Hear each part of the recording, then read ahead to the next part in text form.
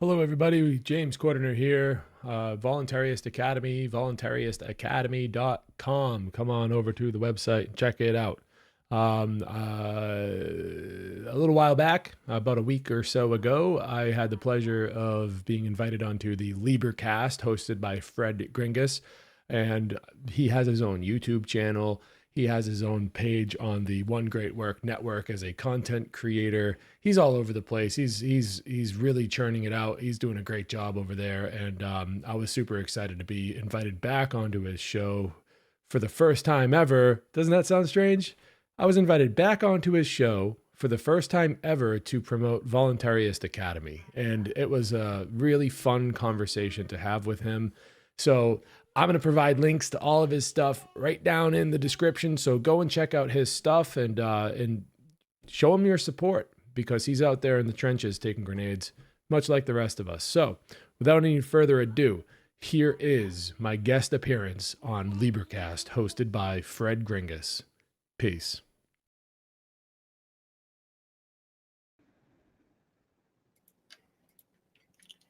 Hey everyone, welcome to the Libercast episode 180.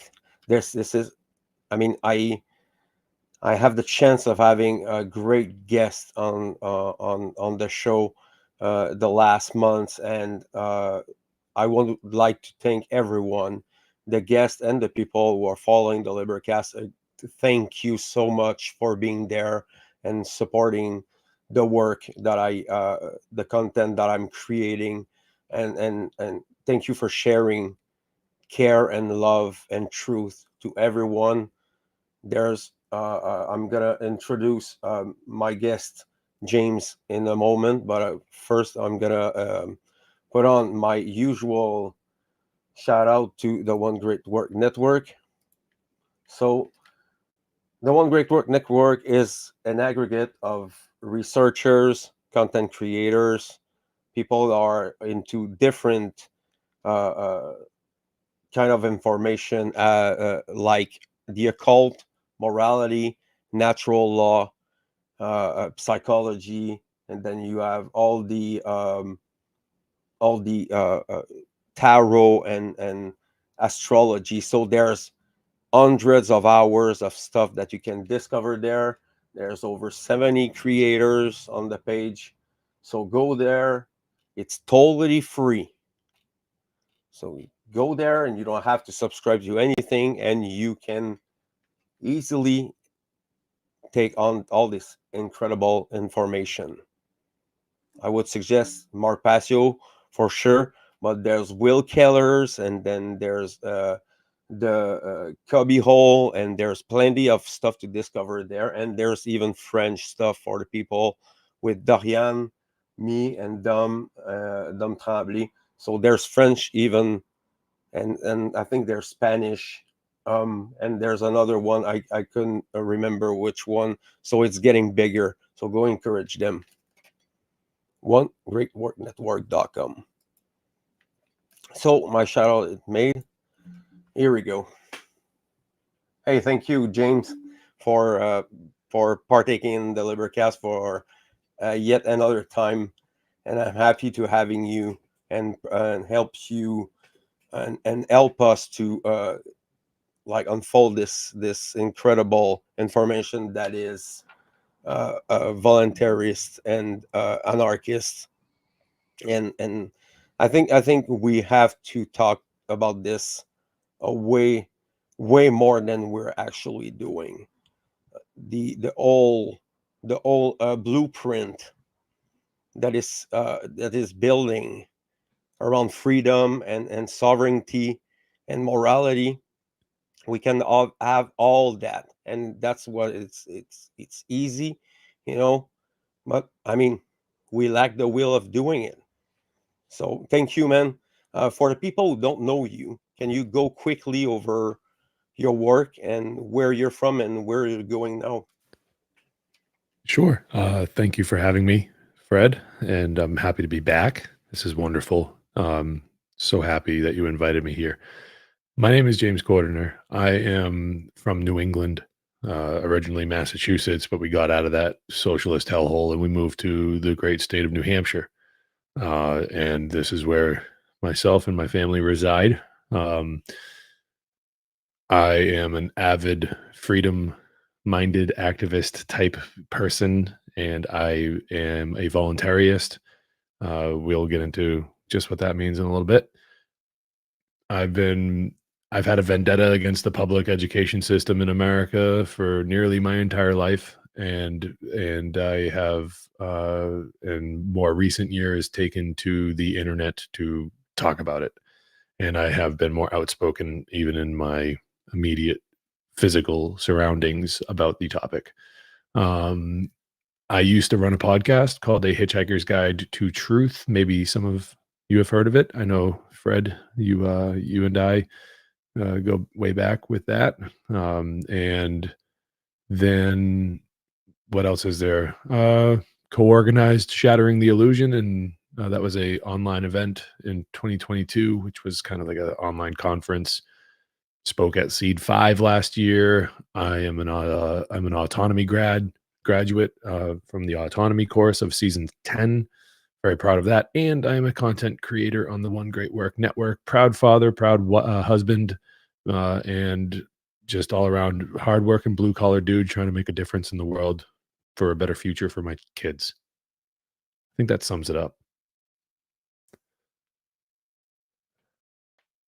You are muted, my friend.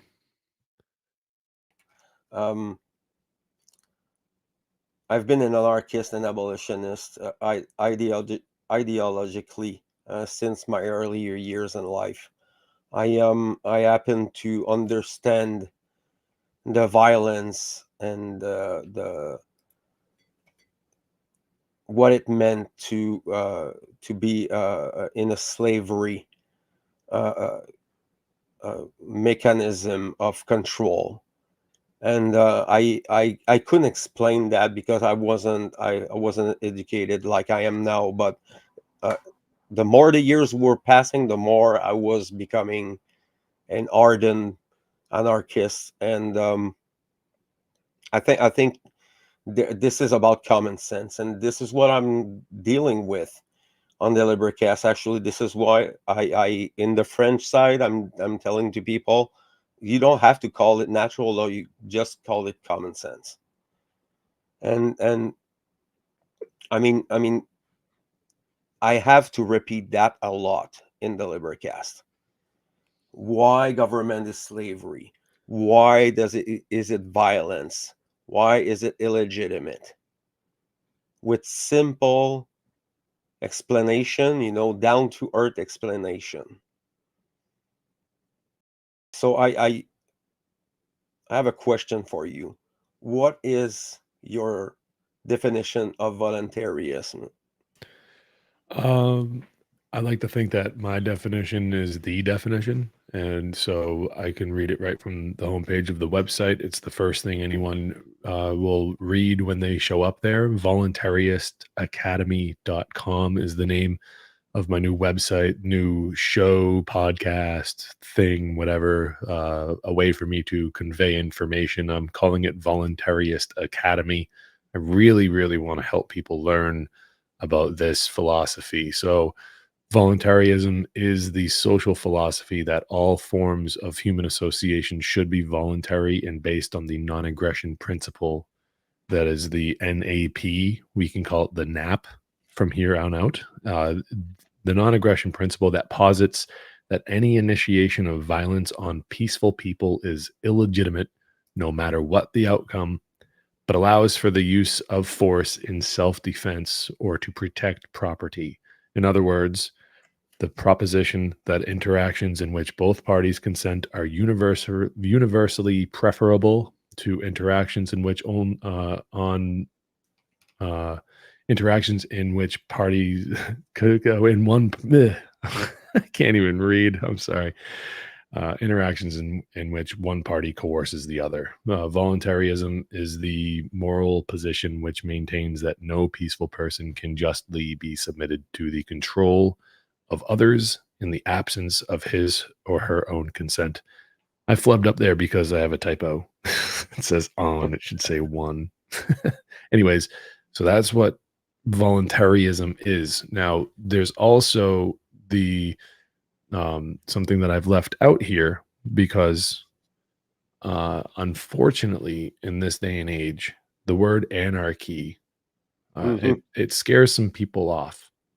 And I'll tell you, the only thing that makes me feel a little bad about any of this is that I left that word out on purpose. It's still in the symbol there is the anarchist symbol is included. I very purposefully called it VA. I chose Voluntaryist Academy very purposefully so I could include the anarchist symbol in the sigil. But voluntarism is a euphemization of anarchism for the purpose in clearing the air on just what the heck anarchism is supposed to be. It's not supposed to be bricks flying through windows, people flipping over cars and burning cities down. Anarchy does not mean chaos. I'm sure you've gone over this 100 times, but as part of my repertoire here, my part of my speech here, I feel it necessary to once again repeat that the real definition of anarchism or anarchy is simply without rulers. From the Greek prefix an means without, and the suffix archon turns into archy. Anarchy. Archon means rulers, and that's not the measurement stick. It's not no rules, as in no law, no rules like, oh, everyone can do whatever they want, whenever they want, to whoever they want, wherever they may be. We're talking about a ruling class, the abolition of a ruling class. Hmm. How do we do that? Anarchism is the condition of freedom. That is what you get. You get anarchism, but it takes action to get there. Voluntarism is the action that we will be able to perform in order to achieve a state of freedom, the condition of anarchism. We have a condition of slavery. What's the opposite of slavery? Anarchism, Hmm. freedom. But we Yeah. need to perform certain actions in order to achieve that abolition of slavery. That's where the philosophy of voluntarism comes in. Voluntary interactions between people. No coercion. That leads to freedom. So, Starting on the truth that a tyranny can be created and it takes only two people to do it. mhm. So if there's violence, then that's illegitimate. This is something that you don't have the right to do, using violence and violence and many. And let's let's take this podcast and talk about anarchy. And I think it's a good refresher for people. So the act of the act of slavery is based on violence. And why are we saying violence? Because violence can be resumed into one category, and it's theft. And I think it's important to understand that this principle, this simple truth, it, it, for having that to that's a base for a foundation for something. So we cannot have what we want if violence continues. And the thing with government, and I'm jumping all over the place with that, but the thing with government, it doesn't exist. That's a religion, that's a belief, and government doesn't exist in nature. So based on that, based on this two people example there, how are we? How many pain and suffering and death can we endure until starting to do something? Our We shouldn't be response, yeah, go on, man, go on. we shouldn't be tolerant of any of the violence. However, people have free will, Yep. and they're allowed to choose. They're allowed to choose violence. The problem is that the people who are having their rights violated, the ones that are the victims of the violence, a lot of times they are helpless and they are defenseless. Yeah. And more than not, there are reasons as to why they have found themselves in the position of helplessness and defenselessness. Now, that takes a lot of training to make somebody feel that completely helpless, to be violated on such a grand scale as we've been. You know, the violence of the state knows no bounds, and they will do it if they can get away with it, because people have stood idly by and done nothing to stop it. Yep. And now, because of how long it's been that the violence has been going on, these immoral actions compound upon one another, and it makes it more and more difficult as more and more time goes on to put an end to it. For example, the Federal Reserve in the United States. The time to have stopped the Federal Reserve was in 1913 when it first got established. Okay. We didn't have a centralized bank before that. It was abolished by Andrew Jackson. We've had banks in this country before the Federal Reserve, but centralized banking was abolished in this country for quite a while before the Federal Reserve was formed. So, as my example, the time to stop that was when it was first created. But because it's been 112 years almost, it's very difficult to put an end to something like that now, isn't it? The time to stop the federal government from being formed was in the early 18th, the early 19th century when it was formed. There were arguments back and forth about that. So when we see violent action happening, we need to put an end to it immediately. If we see a cop kneeling on somebody's neck, don't whip your phone out. Tackle the cop off of the guy. Save a life. Put a stop to the violence. We have a right to defend ourselves, and we have a right to defend the people who seemingly cannot defend themselves in the moment. It's called the self-defense principle. You know, it's not about man's law. It's about the laws of the universe, God's law, natural law. And when you're acting right and you're defending others and you're defending yourself, karma will know. And so what? The government scribbles are saying some one thing. Fuck them. We need to act right. Mm-hmm. And if you're not acting right, you're doing wrong. Plain and simple. It's a big pill for people to swallow, but that is the truth. Yeah, if you're So, partaking into the government, you're a bad person. mhm. That's simple Yep, as that. Voting is a form of violence, and that is very it true. was written. It was written on your website, by the way. Mhm.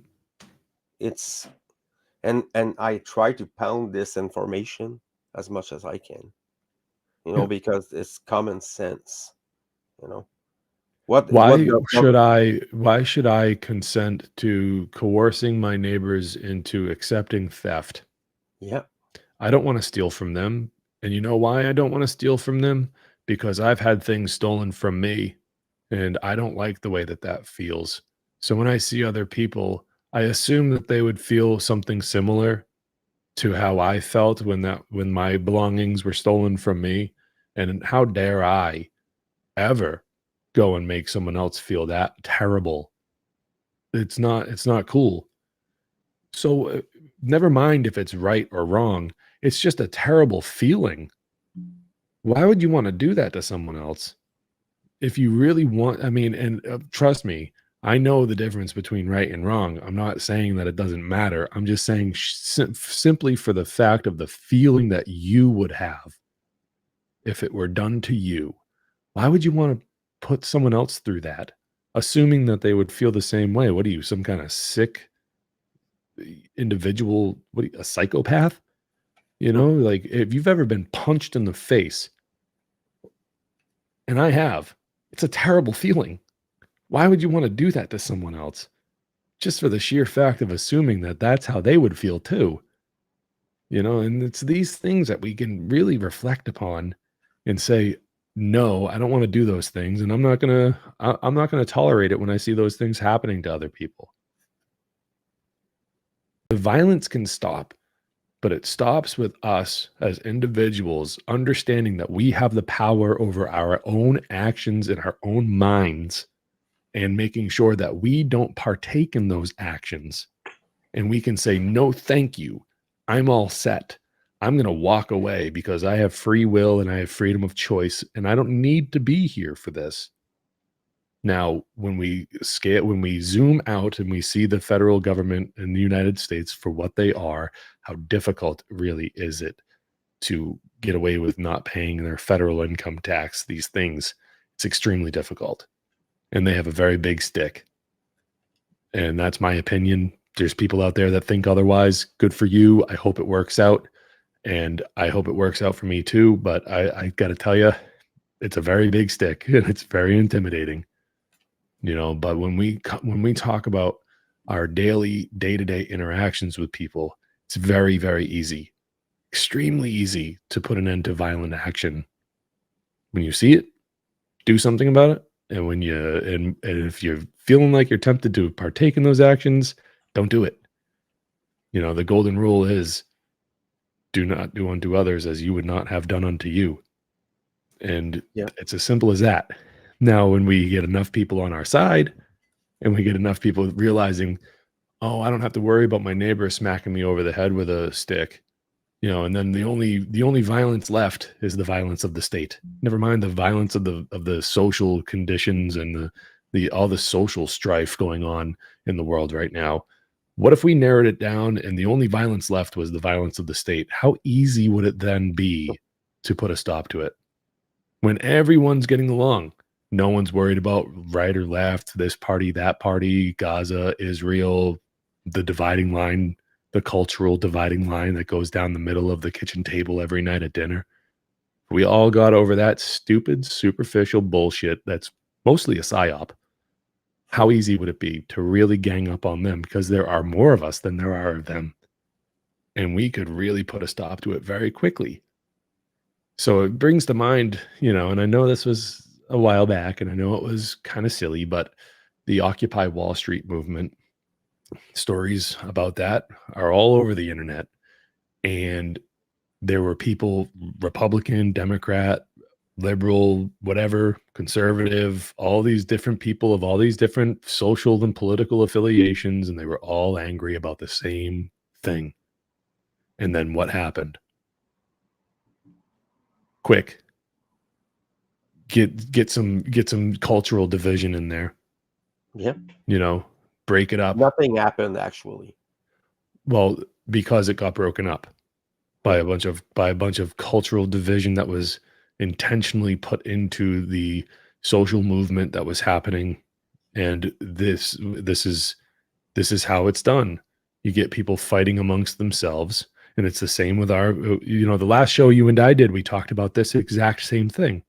When I was on for Libercast, the last time I was on, we talked about in the freedom community, people fighting and the infighting in the freedom community. And that's why nothing ever gets done. People are really just acting so bitter toward one another. And it doesn't need to be that way. Think about all the good that we could do if we could get over all that stuff and work together for a change, And it's Absolutely. and how much progress we could make if we weren't worried about clicks and likes and, who's doing what and who's a lazy YouTuber. Like there's people on Facebook calling people like you and I lazy YouTubers. And it's like, look, we all got a part to play. What the hell? Stop. So, I mean, back to the point was that like, this is how the problem upstairs, between your ears, this is how this happens and how it keeps going on and on and on. And that's the mind control of the state, you know, of the media and all these things that really are there to intellectually disarm you and to make it so that you fall prey to the psyop, and that you feel scared and you need somebody to step in to be the hero, all these different things. Hmm. And then it's this terrible dialectic of, the Hegelian, they call it the Hegelian dialectic of, problem, reaction, solution. And that's how they get you. But if we can just like, and it's mostly like pit one group against the other, and that's how you get the best results. But we got Mhm. to overcome that, you know, and really realize who the real problem is. You got people out in the ghettos and the really rundown cities and stuff that think that people that look like me are the problem. And then you got people that look like me in different parts of the country that think that they're the problem. And then it's just like, no, dude, guess who the real problem is? Guess who did this to every one of us? The government. They're the Mhm. real problem. Stop it. And you vote we're going to come up to an election year this year. The people vote every 4 years, every couple of years in this country. And it's just like, you just want a new dad every couple of years. it's, it's ridiculous. That's why voting is violence, Mhm. because they come in and they can write down whatever they want. And now it's law. They're making it so you can't even criticize foreign governments in the United States anymore. Certain foreign governments, Israel, you can't criticize Israel anymore in this country. Like things about that. It's like, dude, what happened to freedom of speech? This is insane. And it's like I don't need it to be written down on a piece of paper for it to be legitimate. That's not what I'm getting at. I'm just simply highlighting the fact that they're doing these things and everyone's just bending over and taking it. And it's like you're Hmm. voting, and it's I don't know, man. I'm on a rant here.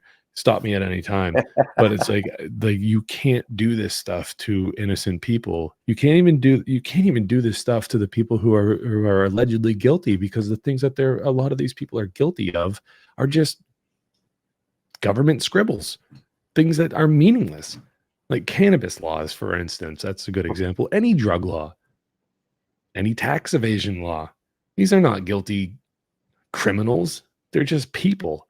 And if it weren't for the laws that are based in coercion and threats of violence and, this, it's called ad baculum. It's a logical fallacy that basically just means I have a big stick. And if you don't do what I say, I'm going to hit you over the head with it. And then that's how they get people to cower in fear and do what they're told, and it's really terrible. But I mean, without that, for however many hundreds of years since these things started getting ramped up, how many criminals would really exist today? How much of it is just compounding upon itself, you know? And that's where we got to be at today. Because if we don't start, if we don't really start making a concerted effort into people putting their differences aside and realizing what really matters, which is like a future for, the children, and even a better future for ourselves. Why don't we deserve it? I mean, we deserve good things, but I mean, these kids today, I have two children, and they're going to get a future whether I like it or not. There is a future in store for them. Now, what kind of a dad would I be if in 20 years, man, if the world's a hellhole and they turn to me and they go, how did it end up like this? And I tell them the stories, the vaccines and the lockdowns and the presidents and the wars and all this stuff. And then they look at me and they go, what did you do? And I go, oh, I did nothing. I didn't do anything. I was a coward. Hmm. If they, I would deserve their resentment. But if I could look at them and honestly say, like, I worked hard, I did everything I could, and if that's the truth, then then it's the truth, and Yeah, that's what and we can all do. We can all work toward making the future a better place, and what is going to make it that better place. learning how to coexist peacefully through means of voluntarism and using our free will wisely and saying, I am not going to consent to performing violent actions against peaceful people because uh, they don't deserve it. And I don't like it when it's done to me. Yeah, and it's a beautiful message, by the way. I like it very much. I, for us, it's common sense. We're already in that. Uh, we are in this pool for a long time. I mean, the problem with that is consent. And why do people consent about it? Because they don't know. And for most of them, they're ignorant. So and for only for, because you mentioned it earlier, uh, I'm actually doing a series in my podcast about the freedom movement. It's called culture of freedom. Hmm. This is what I'm doing, and I just have yesterday Derek and Chris Nelson on the podcast, and it was a good conversation. I like it this way when we have a frank, direct conversation about it. And Yeah. on the French side, I've made a one about the freedom fighters. So I'm pretty much in that in these time, and there's so many things that we have to say and that we have to discuss about. And the problem that I pointed out in the podcast before is the inconsistencies in the anarchist movements, because there's so much kind of anarchist around. I get dizzy from all of them. And most of these communities and groups, they cannot even fucking get on one thing. They cannot get fucking on the same page just for one thing, and that's anarchy. What is anarchy? What's the base of freedom and sovereignty and morality? And we cannot even fucking get into the same page.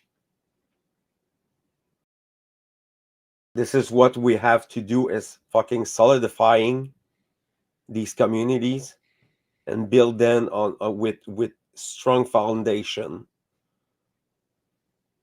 It's about recognizing, it's about coming to terms with the truth about what is it really going to take to attain, maintain, and then retain real freedom. Yep. And it all comes back down to to your mentality and the manifestation of your mentality through your actions. And how do we really retain a state of freedom? We have to be on top of ourselves in the actions that we perform.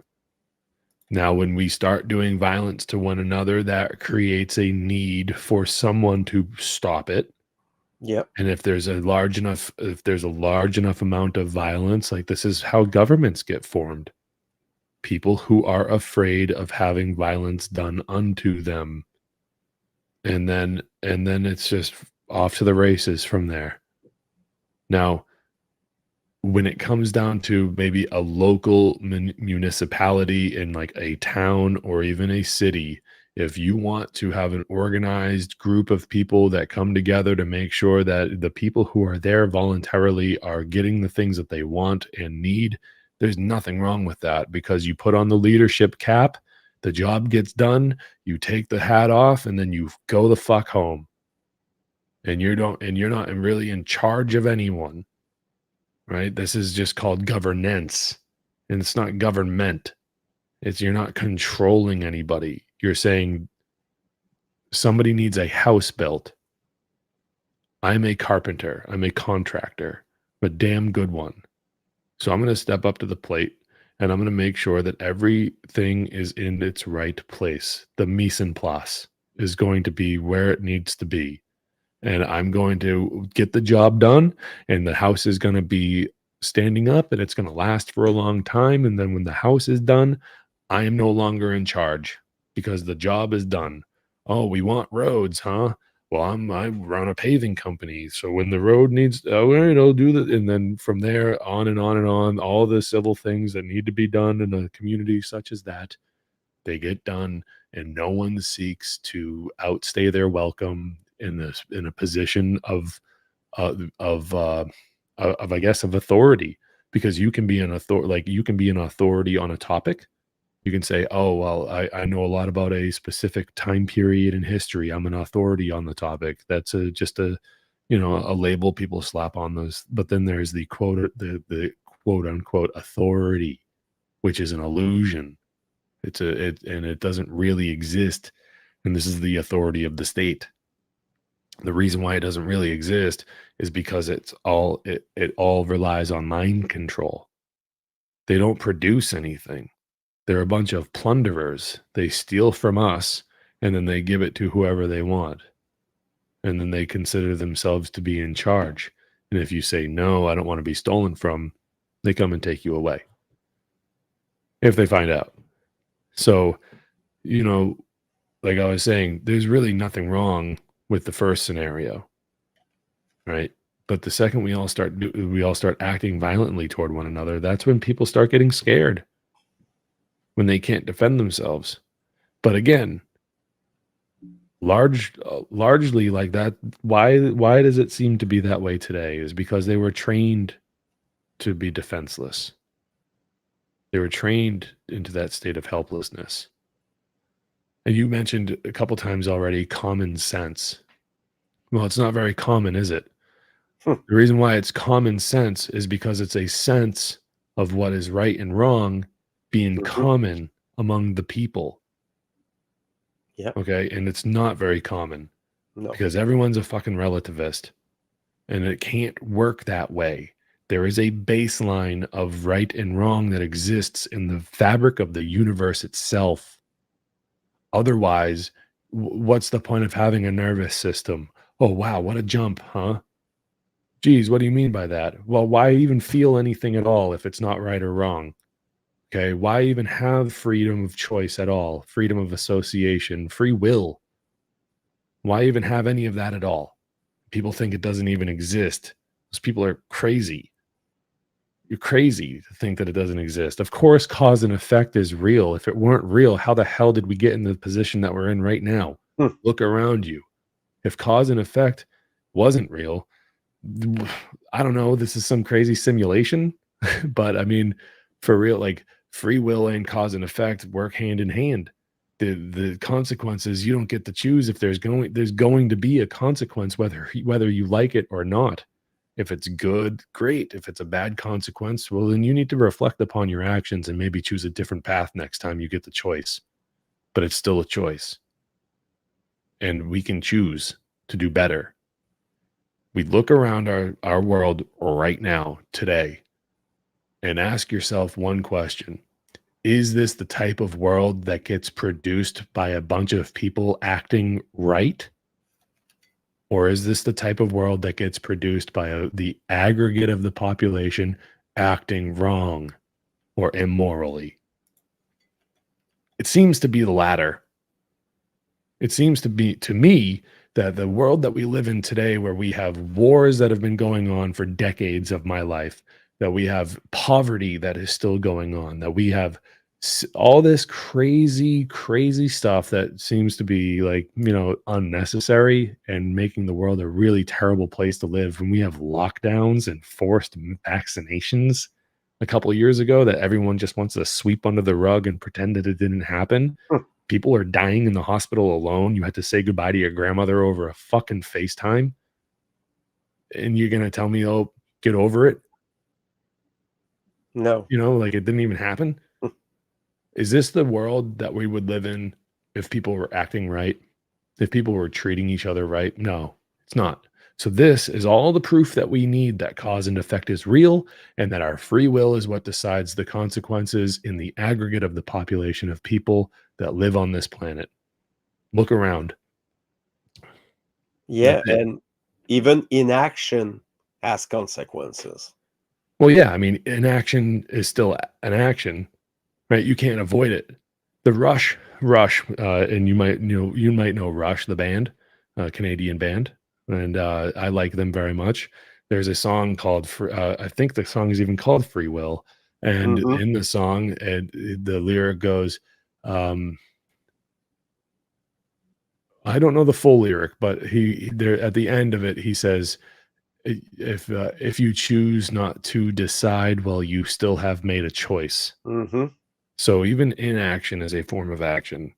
Like you can never not be doing action, right? So you're breathing, you're blinking, your heart's beating. There's always action going through your body. There's always thoughts going through. I hope, I hope that there's thoughts going through people's heads. These are more metaphysical type of action. Like you can't really. It's not tangible, but it's still the process of life happening. And good luck getting away from it. So inaction is still, you're going to still reap the consequences of that when you could have done more. You chose to do less. It's still a choice. Hmm. And like you, so it's so clear how you described it, and I like the way you explained it. Um, how much pain are we ready to take to put a stop to it? How And much pain are people willing to take to let it keep going on? Because I yep. can guarantee you that the way of maximum pain is the way that we're headed right now. And if you really wanted to lessen the pain, we would do something about it. Because Yep. it's not about us. It's not about any one individual that's alive right now. It's about securing a free future for generations to come. I think the founding fathers of this country were worried about their own lives and their own wealth. No, there's writings all over the place about how they knew that them as individuals deserved freedom and what was happening was wrong and everything like that. But they were like, this can't go on for generations now. It's been going on. We can't we don't want it to go on for the generations to come. So we got to put a stop to it. Every action that has been done righteously has been an action that has been performed out of selflessness. Yep. We Sacrifice and deserve compromise. we deserve freedom. Yes, as individuals that are alive right now, we have been graced with the touch of life, the animating force in the universe that has granted us life. We have souls that needs to be respected. Each individual unit of consciousness has a soul, and we of all of us have been blessed with this opportunity at life. Unfortunately, there's a lot of work that needs to be done in order for anyone to enjoy it. Hmm. And it's never going to get better until somebody decides that it's time to make the sacrifice to make it better for the future. This is the ultimate act of selflessness that will pay off for generations to come. And it's nothing that one person can do alone. We need to stand up and unite and all together in a loud chorus scream out, no, we're not going to take this anymore. We deserve better. We're alive. We're breathing. We have life. We have consciousness. And we deserve respect. And we don't deserve violence because we haven't done it to anyone. We don't deserve it. Unless you're voting and, unfortunately, a lot of people are paying taxes and, I mean, some people are just afraid. I'm one of them. I'll be honest with you. I'm afraid. I'm afraid of what the future might look like. And it's nothing it's nothing compared to what 50 years from now is going to look like. Think back, at least in world history, in the last like 20 years. You and I have both been alive for that, Fred. You know, back in the 90s, it seemed like the world was awesome. And now it's you can't even recognize it. Yeah. Now, I mean, thinking in terms of that, what's the next 40 years going to bring? You know, when they do these Fabian socialist tactics of incremental changes over a long period of time, and they make people think that, you know, they do this social engineering and mind control tactics to, you know, right now the play is at guns, right? They want to get rid of the Second Amendment. Well, they can't do it to the people that are existing right now because we're too smart and we like our guns too much to give them up freely and without, you know, with our own free will. But what they can do, and this is just an example of Fabian socialist tactics, is what they can do is they can go after the youth, and they can mentally train these young people to think that they never need them in the first place. 2 or 3 generations later, no one even knows what the Second Amendment is. No one even knows what the self-defense principle is and how important it is to maintain that in one's life. No one even cares. Why do I need a gun? You know, I don't need to defend myself. This is ridiculous. You know, I'm sorry to say it, but Canada has a real problem with that. Australia Hmm. has a real problem with that. There's a lot of countries out there that have real problems with this type of stuff. And you know, there's little pockets of people in those countries that are getting by just fine, and they're maintaining their own personal freedom and their ability to own firearms and regulate themselves with them. But in large, in large part, it's been something. It's been a large defanging of a lot of the people that live in those parts of the world, and they've been done that has been done systematically to make people think that they don't even need them. You know, and In so Canada, brother, the the the the the the weapons are not going anywhere. There's a lot of people who have guns, and they're very vocal about it. but your government has done leaps and bounds to make sure that people Yeah. can't purchase new ones and trade them, and I mean, the prime minister, fucking fucknut Trudeau, is always talking about how, you know, people can't get this or that or the other thing, and it's just, from an outside perspective, I can only I can only imagine. But I've talked to some people that also live in Canada and have confirmed that in their parts, where was it? Ottawa and, I forget where the guy lives, but, this was years ago. And Ontario, sorry, and I'm not familiar with the landscape in Canada as much as I probably should be to talk about the topic as thoroughly as I'd like to, but, I mean, We don't we still have access to weapons. good, Sure. good. I don't know in Ontario and Manitoba or Saskatchewan or Alberta. I don't know about that, but here in Quebec we still have weapons. We still have access to it, and there's a big percentage of the people where I live now that are using weapons. Well, don't ever give them up. I don't think you will. I'm not. But it's undeniable that the clutches are the grip is getting tighter and tighter on a lot of places and all across the world, you know, and they're trying it in America, probably harder than anywhere else. And like I was saying, they don't need to. They're not going to take guns from anybody. They know that that's impossible. What they're going to do is they're going to mind control people into never wanting them in the first place. Yep.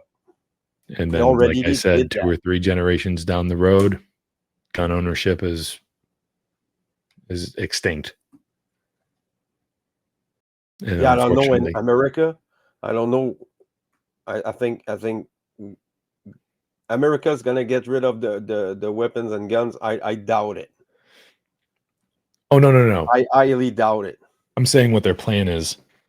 Yeah, I mean, this is what happened in England. Actually, England is totally disarmed. So this is a point where I think in France too, if I'm not wrong. But you know totalitarianism is it's on there. It's not coming. It's already there. You know, but Yeah. we don't have to consent. We don't have to tolerate the violence, and we don't have to encourage people or let it happen. And this is where the power resides: care, love, and truth. Hmm. Simple, simple truth. Is it violent? Does it cause harm? Yes, then you don't have the right to do it. Simple as that. Yeah, For the and you can people, choose not to do it. You can use your free will ability. You can choose not to do it. That's the best part about all of it. You yep, can say no. I'm not going to do that thing. It's not just about like It's, it's like it's really a beautiful thing to have free will. yep, Comes at a price sometimes because there are people out there that don't like being told no. And those are the ones that you need to distance yourself from hmm, because they've just never grown up. you know. Um, yeah. I like this conversation there. The principle of self defense and all these things. I think you're absolutely right about it. It's gonna be took out from education as a whole. People will not know about it. They don't care about it anyway. You know, they're like, why having weapons? Why why are you like trying to defend yourself? And I'm telling them they have guns. They have some automatic caliber. They have tanks, and we have what we're going to use if we have to defend ourselves: rocks, shovels, you know, Slingshots. yeah, slingshots, you know. I've been asked like when I've been honest with certain people in my life um about equipment that I own, the firearms that I own, and I've been straight up asked, "What do you need that for?" And it's like, I mean, what do you mean? What do I need that for? To defend myself and to defend my family, from whoever. It doesn't matter. It's like that's it. Bottom line.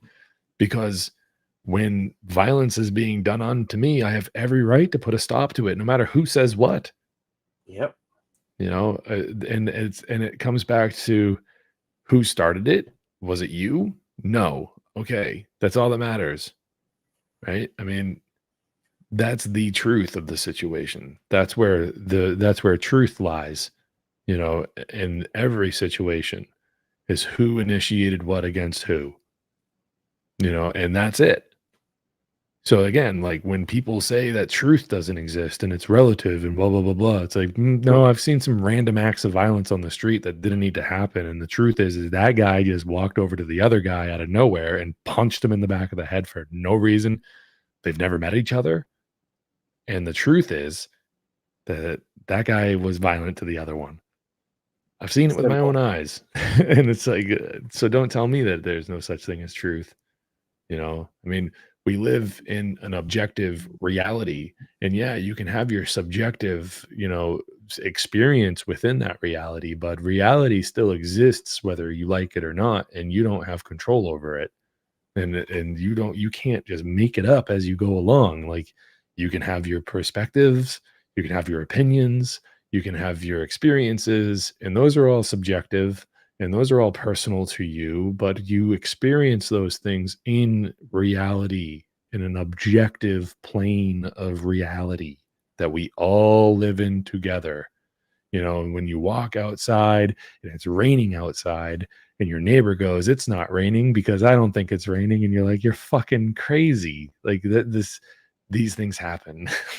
I mean, not the denial of weather and stuff like that. I'm saying that, like, you know, the things in reality happen, and it's the baseline that we all have to base everything off of.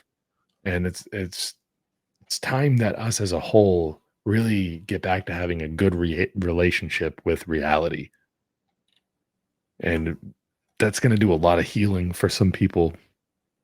that desperately need it. Yeah. Yeah, I mean, this is why we're doing what we're doing with the One Great Work Network. Actually, I think it's the Mhm. one of the parallel works that we're doing. It's try to bring solutions and knowledge that can change the game. Yeah. They're very grounded, applicable, that you can do in your life, in everyday, in your everydays, and it's gonna work. It's gonna absolutely work. And the first thing that we have to do, it's getting sovereignty for ourselves. Means that our brain, our heart, and our guts are in sync together. Yep. And I like how you So started yeah. that with the brain because that's where the sovereignty starts as well. You have to heal what's going on in the mind because if you're not operating well up there, your emotions are going to be out of funk. Your actions are just a manifestation of your thoughts and emotions, and they manifest as your actions, and it's all going to fall apart. So what we need to start with is basically just getting right in your head, and that's why I highlighted making sure that you have a decent relationship with reality itself. Is come back down to earth for a little bit Mhm. and make sure that you're right with reality and that you understand that you can't just make up whatever you want and that's what happened. And it's no such thing as your truth or his truth, her truth, or my truth, or whatever. No, there's the truth, and then there's your experience, and then there's the truth, and that's reality. Hello. And so, I mean, that's where the healing starts. No one can do it for you. This is why individual rights are so important to understand, is because you are the individual, the person that needs to do these things to make sure that you're not negatively affecting other people in your surroundings. And if you're having a negative effect on those people in your surroundings, something's off. And you and Yeah. it's incumbent upon you to figure that out and to make it right. And there's other people that love you that are going to help you. And then there's other people that are like too busy, and that's their right to be too busy and have freedom of association or whatever. But you hope that you have a good support system. Not everybody has that, and that's not always great, but it's still upon the individual to want to come out of the rut, the slump, whatever, to make things better for themselves so they can be of a better impact on the world around them and have a better footprint on the world around them, and just to do right. Because if you're not doing right, you're gonna go wrong. That's a Richard Wetherell book, I believe. Do right or go wrong, and it's all about, like, the consequences of your actions and making sure that you're doing right. And by doing right, you're not imposing your will upon others and saying do this or else, because that's where it all starts, and then the rest of the shit, the rest of the violent actions follow from that one. You do some lies and you can tell the truth and fess up to it. That's pretty easy to make up for. But, when you do stuff like, that's like the deceit part, the theft of the truth. And then you do the other things, and it's increasingly, as you go down the list, increasingly more difficult to make it right. But I mean, when it starts to get really bad is when you start doing things that when you start performing actions that initiate harm against people in the way of taking away their free will choice and taking away their property, you Consent. know, and doing things. Yes, you don't have their consent. That's when it becomes very difficult to make things right. So if you're, and that's why doing right is so important, because of the massively negative effect that those actions have against people. And And it's getting bigger. So one thing that Mark Passios brought up, and this is a good one: freedom and morality are connected together. yeah, Yeah, that's what I was saying about earlier about the state of the world that we live in, and all you got to do is take a real good look around and ask yourself: is this the type of world that gets created by a bunch of people who are living morally? because there's a whole lot of slavery all over the planet in many, many different forms. And there's a whole lot of really, really terrible, violent things going on a daily basis. And if this is the civilized world that taxation and government supposes to, create and protect, I don't want any part of it. Count me out of your version of civilization, because this is terrible. So when we look around, we just got to ask that one question, and I'll say it one more time. Is this the type of world that gets created by a big group of people in the aggregate, the population of people on this planet, creating this world by doing right? Or is this the type of world that gets created by people doing wrong? Because I don't know. I look around and I see it on a daily basis, how cutthroat people are and how much they don't care about others. Yeah. Everyone's walking the left-hand path. The majority of people, at least. Everyone's a bit hyperbolic, but the majority of people are walking the left-hand path of selfishness and satanism and all this other junk that we could do without. But we can turn that around, I guess. I really feel like sometimes that it is it's just such an uphill battle. I get so demoralized about it, and I'm just like, God damn it. But I know too much to keep my mouth shut. So here I am. Yeah, and this is what we have to do. And I'm gonna have to cut it short tonight. I'm tired. I Me had too. yeah. So I just want to say to people, like, I'm gonna finish all my podcasts with saying this: get involved into the work. Don't fucking wait. Do something about it. You know it's wrong. You know it's bad. Then do something. You don't have to do podcast or things like that. You can do a lot of different things. There's the Corey and Drulat Liberator 2. There's networking. There's community that you can help in the community and learn about natural law and morality, and then teach it to other people. This is what we need. We need more teachers. We need more people involved into the work. And when I'm talking about the work, I'm not talking about washing your toilet or mowing your grass. I'm talking about, like, getting better as a human being, doing the shadow work when you can do it, and get involved in the community locally or on the internet. Create content. It can be music, it can be videos, it can do yourself. You don't have to show your face, but at least do something. And this is how I'm gonna end this one. And James, please remember people about your work and where they can get it. I'm gonna put up the web address there. Yeah. My new website is called voluntaryistacademy.com. It's on the screen right now. I'm sure that sure Fred can probably put a link to that in the Sure. in the post production, there. And Yep. yeah, come on over and just check it out.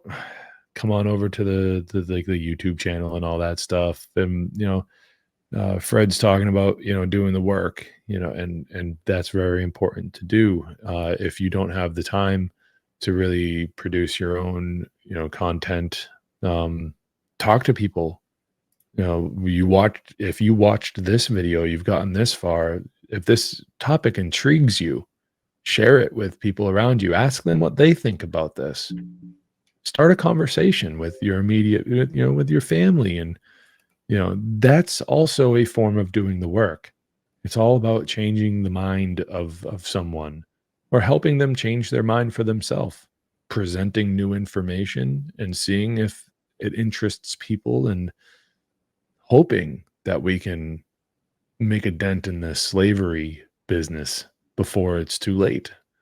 So if you liked this video, You don't got to do much to support my channel, and you don't got to do much to support Fred's channel. You could just simply give it a thumbs up, give it a subscribe. We are battling algorithms. It's very Yep. awkward to panhandle for likes and subscribes. A lot of people go, "Huh, think it's a joke and everything." But I mean, information like this does not get disseminated to the public by Mhm. algorithms. It gets shadow banned. Yep. We can fight that by sharing it, by liking it, and subscribing to the channel so you don't miss the next one.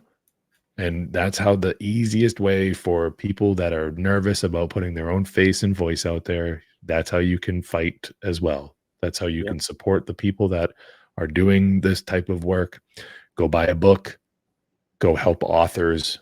Corey's an author, Larkin Rose is an author. There's plenty of other authors out there that are writing material about this information, and you can help them. So, I mean, these are the different ways that you can get in on the fight, and making sure that the people that are doing a lot are getting helped. Yep. And so I like to tell everybody, there's a positive message that I sign off with, that no matter what anyone tells you, you own yourself. Period. I own me, you own you, and I am not allowed to make you do stuff. I love everybody. I have an extremely a great amount of love for people. I just wish that they would start smartening up and stop acting like retards. And so with that, Fred, my Yeah. man, thank you so much for inviting me. I really appreciate you. And you've been, like I told you in the pre-show, you've been cranking it out, man. I'm proud of you. And I see you posting new stuff all the time, dude. It's awesome. And congratulations, by the way. I don't know if anyone else knows this, but I won't blow Sure. up your spot, but I do want to publicly say, I love you, bro. Congratulations. Keep up the Thank great you. work. And it's going to be great, man. And I'll see you again soon. Yeah. I mean, there's so much to cover. Not much time to do it. So we're probably yeah, we have to do something together later. Um, and for the people who wants to see more, then the Libercast is on YouTube, Odyssey, Facebook. The group is there. My name is there. Under, you go get me there. Send me an invitation. Send me a little message with it. Because if you don't send me a message with it with the invitation, I'm gonna probably delete it. So just announce yourself, and because I don't trust Facebook at all. There's a lot of bullshit there. So just send me a message and then I'm gonna accept you and send you directly to the group where I share everyone's work there who wants to be there. So that's an invitation, James. By the way, the door is open. Go on you can share on the group on the Facebook if you want to, and accepting all the one great work network workers there. So go on and take care, people, and we're gonna see us. I think the next one, I'm gonna try to do one in French because I'm like sixth in a row in English, and I try to do more French videos, but it keeps getting back to the English language for some reason. French Canadian are fucking, I don't know what the fuck they're doing, but it's really hard to get through this fucking stubborn mentality that we all have. French Quebecers, French Canadians. There's nothing to do about it. Fucking hard-headed, stubborn people. But we're good warriors. We're good fighters. So that's the good side of it. So thank you, everyone. Thank you for being there. Thank you to the guests that were there. Thank you, James, again for your time partaking and sharing your information with us. And see you soon on the next one. Take care, people.